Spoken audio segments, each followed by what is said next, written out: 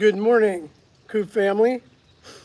I wanted to give you a current update because we have not launched a current podcast recently for a number of different reasons. Coop's mom and I have been preoccupied with some other matters that we've got going on right now.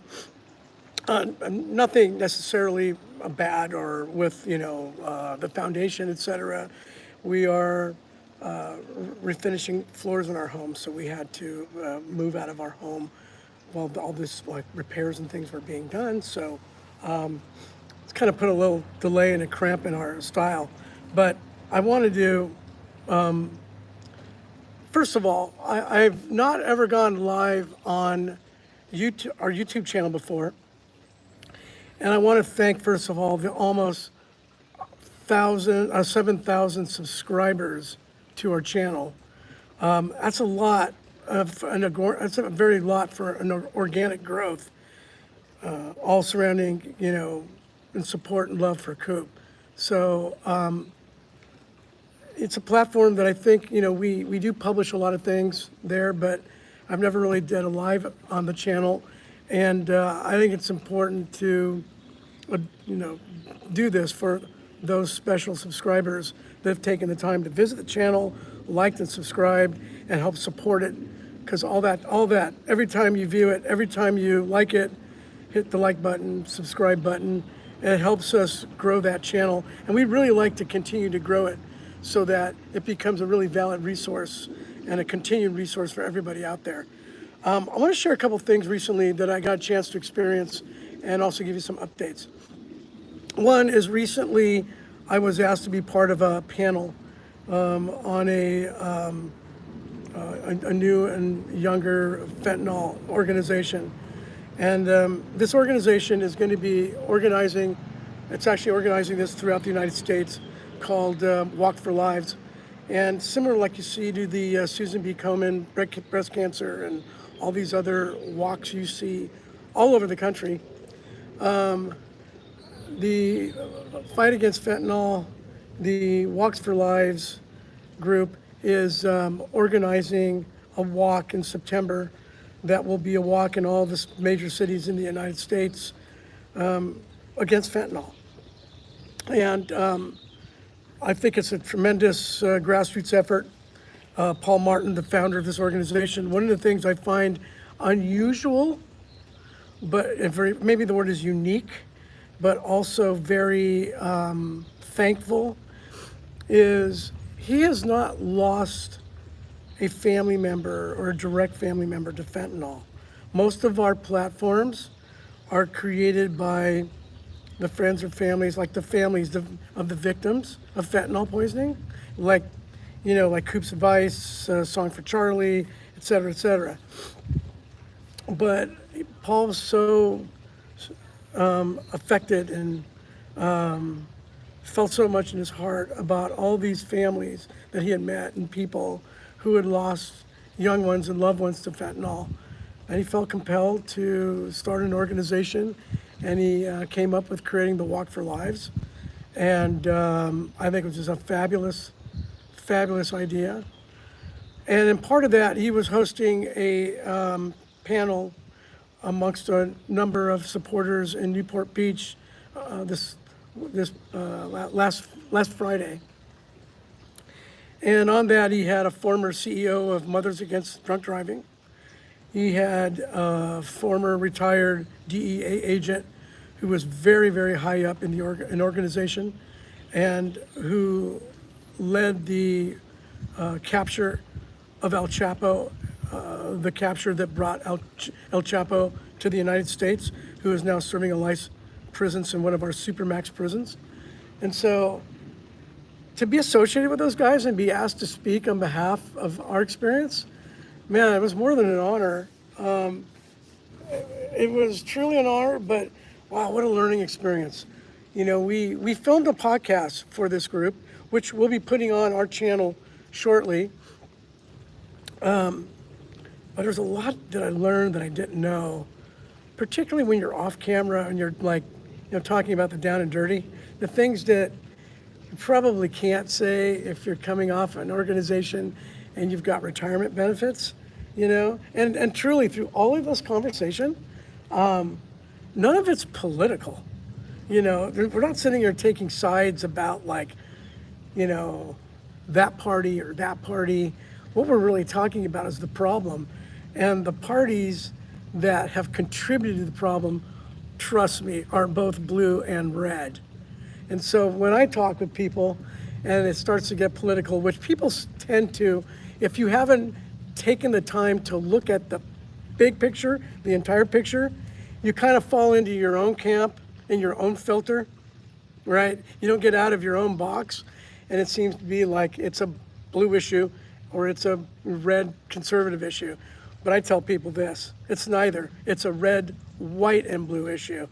And there's many facets involved, which is, you know, securing the border, the wrong people coming across the border to do wrong and bad things, the politicians and the cartels in Mexico, the chemical precursors and the fentanyl, you know, the precursors meaning the components that make fentanyl coming from China, and why all that, how it's being allowed. The loopholes we have in our country that allows packages under a value that we denote to be under $800 don't get checked.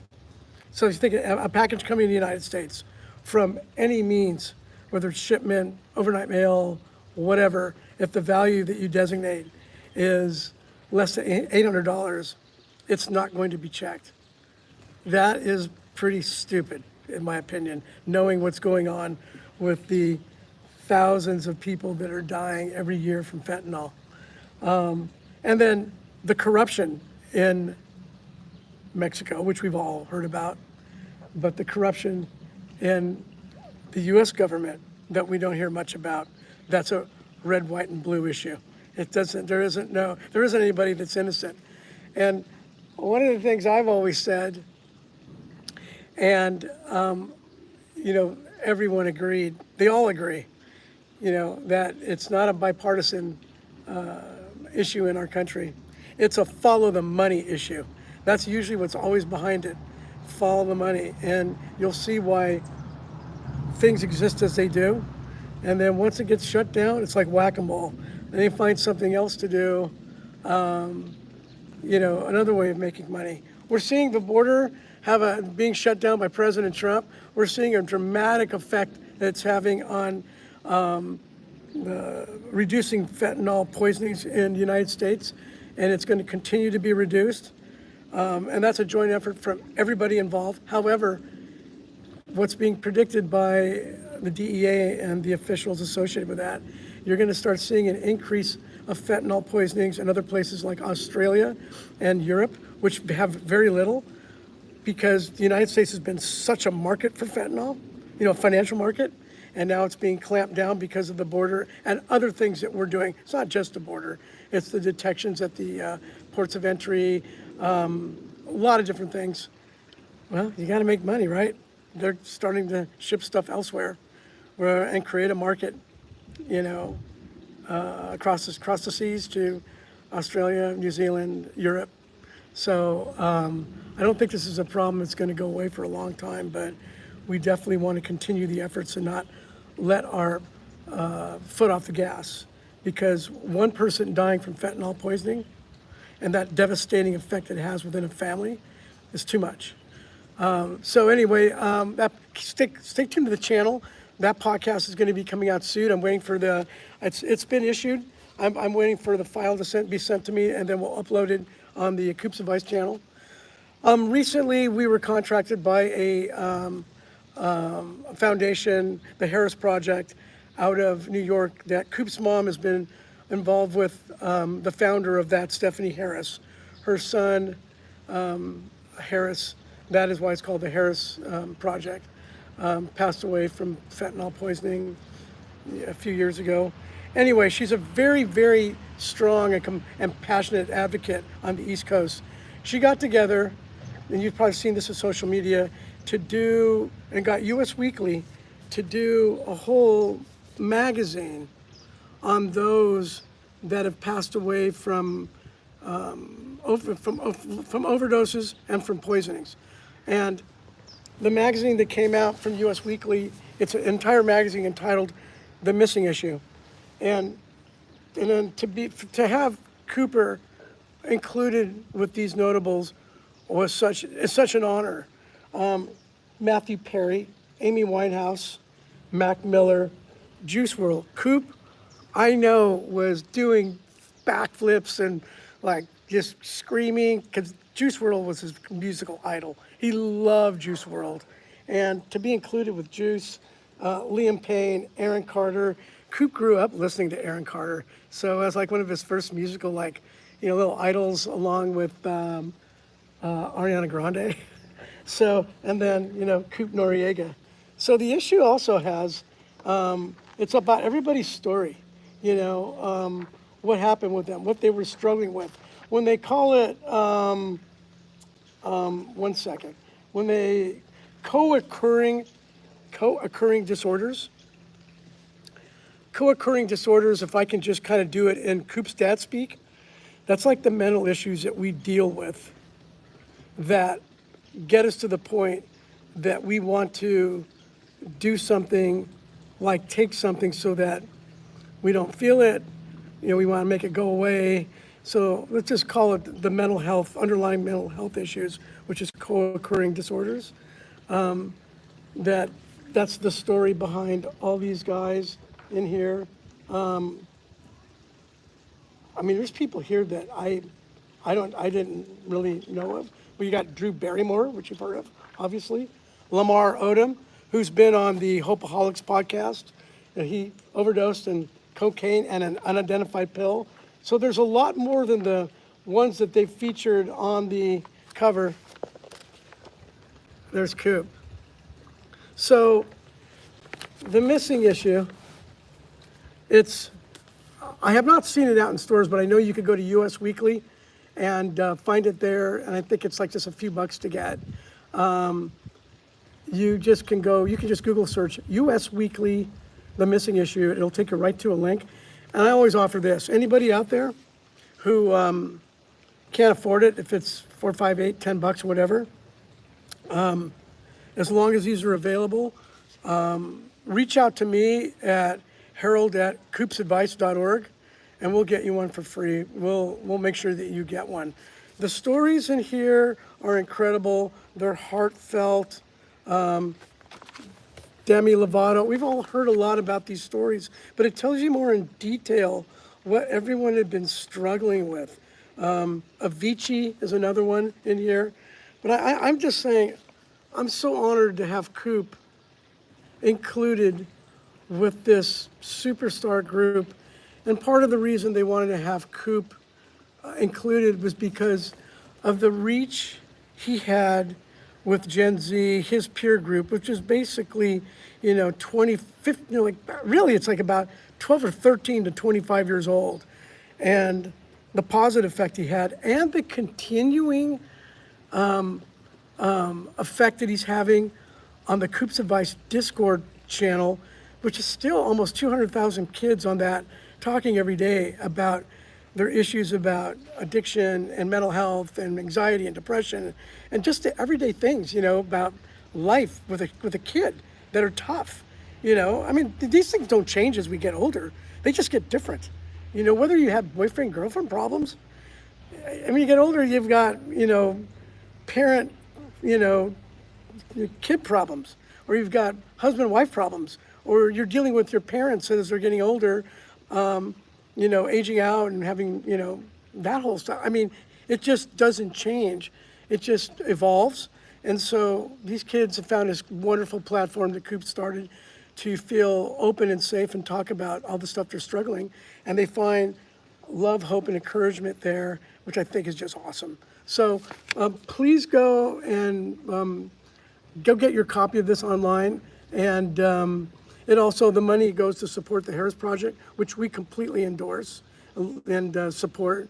And get the story about Coop. I think it's phenomenal. We posted on Instagram and on the social platforms. The US Weekly and the Harris Project took out a number of major billboards in New York, which where they're from, to advertise this as it was coming out. And one of the things they did was that huge big electronic billboard in Times Square.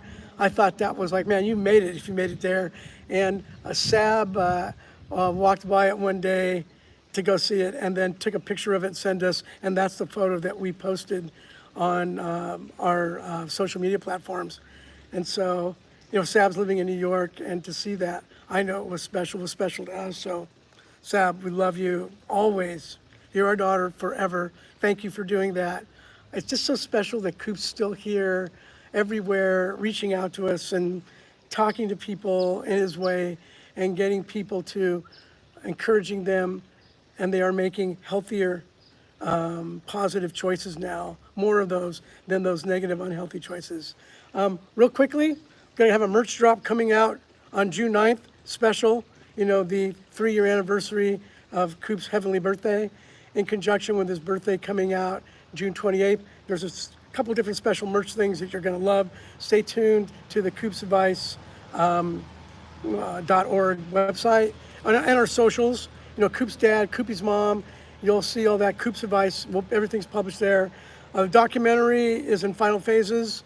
Man, that thing, I've seen like a 45-minute cut of it. Every time I am crying because it is so heartfelt and just so special. You guys are going to love this. We will have, when it gets out, some free screenings of it, and some of the strategic areas that we're going to do so, because we can't do an official premiere in order to be eligible for some of the film festivals that we're entering. Everyone's doing good on our end. We're being led in some new directions about some things to help continue spread awareness and education about fentanyl, to save lives, so kids make just healthier and positive choices in what they decide to do. Coda and Blue are doing really well. Coda's out getting his hair trimmed right now, then Blue's on deck. Anyway, I just wanted to give an update on this platform, and stay tuned for this, because this podcast that was filmed by the Walk for Lives group will be uploaded shortly. And then I've got scheduled some upcoming podcast filmings that'll be, even though there's been a big gap and delay, most likely they're going to be out in June of this year, and just a lot of good stuff. So thank you. Please hit the like button, subscribe. Please go to the Coop's Advice Discord channel and check that out, and look at the general chat and the venting channels. Very powerful, very helpful. Just want to say, love you all, love you more, you guys. And anybody that can't get one of these for whatever reason, reach out to me, Harold at coopsadvice.org. We'll do what we can to get you one. Love you all, love you more. Talk to you guys soon.